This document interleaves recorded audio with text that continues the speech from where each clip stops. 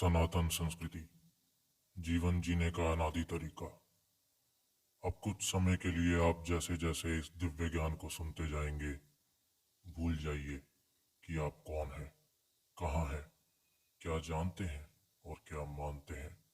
सब कुछ भूल जाइए और एक शांत कोने में बैठकर इस आवाज को ध्यान से सुनिए, जैसे कि आप आकाश गंगा के बीच में तैर रहे हैं और ब्रह्मांड आपसे बातें कर रहा है।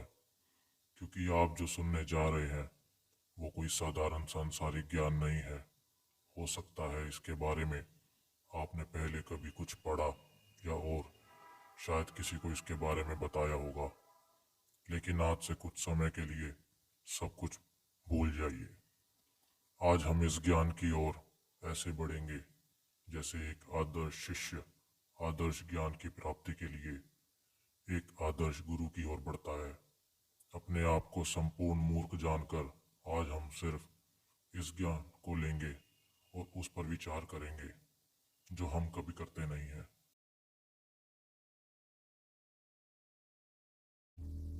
और अब आप सब ये सोच रहे होंगे कि आखिर मैं हूं कौन। मैं आप ही के जैसा एक तुच्छ मनुष्य हूं, या यूं कहूं मैं कलयुग की आवाज हूं। वही कलयुग जिसमें आप सभी जी रहे हैं, जिसकी आयु 4,32,000 वर्ष की है। कलयुग से पहले 3 युग और आते हैं, सतयुग, त्रेता युग, द्वापर युग। आप ये सोच रहे होंगे कि ये सब मैं आपको क्यों बता रहा हूँ, क्योंकि ये जानना आपके लिए अति आवश्यक है।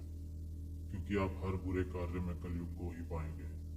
राजा परीक्षित ने कलयुग को रहने के लिए 5 स्थान प्रदान किए हैं। पहला वैश्यालय, दूसरा मदिरालय, तीसरा स्वर्ण या धन, चौथा दूध जिसे आप जुआ कह सकते हैं, पांचवा पशु हत्या। जहां ये सब चीजें रहेंगी वहां कलयुग की उपस्थिति निश्चित है। तो यदि आप अपना जीवन सुखमय जीना चाहते हैं तो आपको इन सब चीजों का त्याग करना पड़ेगा, वरना आप माया रूपी वस्तुओं में अपने जीवन को ऐसे ही व्यर्थ करते रहोगे।